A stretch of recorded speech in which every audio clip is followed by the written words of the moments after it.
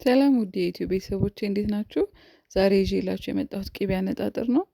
እንደምታዩት መጀመሪያ ቅቤው እንዳመጣሁኝ ድስት ላይ አድርጌ ውሃ ነው ያደረኩበት ለማንጎር ማለት ነው። ከዛ ስቶቭ ላይ ጥጄ ሳይንተከተክ እንደዚህ ቅልጥ ብሎ ሲጨርስ በለስለስ ባለ እሳት አወጣዋለሁ ማለት ነው። እንግዲህ ሳታነግሩ ባታነጥሩ መልካም ነው ላለሁኝ ለምን ቆሻሻ ስለሚኖረው።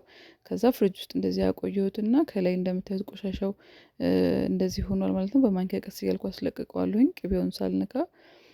ለምን ፍሪጅ ውስጥ ስለቆየ በደንብ ድርቅ ብሎልኛል።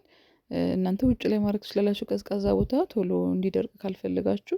ከዛም እንዴት ታጠሉታላችሁ። እንደምታዩት በጣም ብዙ ወተት ውስጡ ያለ ቆሻሻ ነገር በሙሉ ነው የሚወጣው።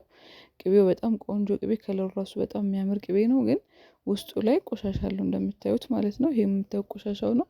እኔ የምጠቀመው ደረቅ ቅመም ቁንዶ በርበሬ፣ ጥምዝ፣ ከሙን፣ ቁርንፉድ፣ ጥቁር አዝሙድ፣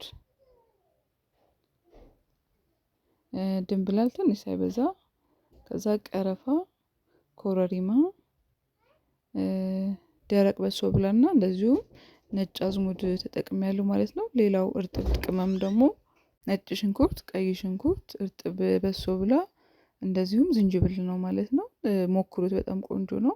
ስለዚህ ለብ ለብ አድርጋችሁ ደረቅ ቅመሙን ብቻ ከፈጫችሁ በኋላ መንተክተክ ሲጀምር እንደዚህ በምትፈልጉት ያህል መጠን ቅመሙን ታደርጋላችሁ። ሌላው እርድም ትጨምሩበታላችሁ። ትንሽ ከተንተከተከ በኋላ እርጥብ ቅመማችሁን ነው ማለት ነው የምትጨምሩት ተራ በተራ።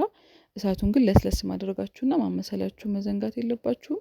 እንደዚህ ለስለስ ባለ እቃ ኮረፋቱን እስከሚጨርስ ድረስ ከተንተከተከልን በኋላ ትንሽ እንጠብቀዋለን ጠለል እንዲል። እንደምታዩ ኩልል ያለ ጥርት ያለ ቅቤ ሆኖልኛል ማለት ነው። እናንተ ሞክሩት፣ ትወዱታላችሁ።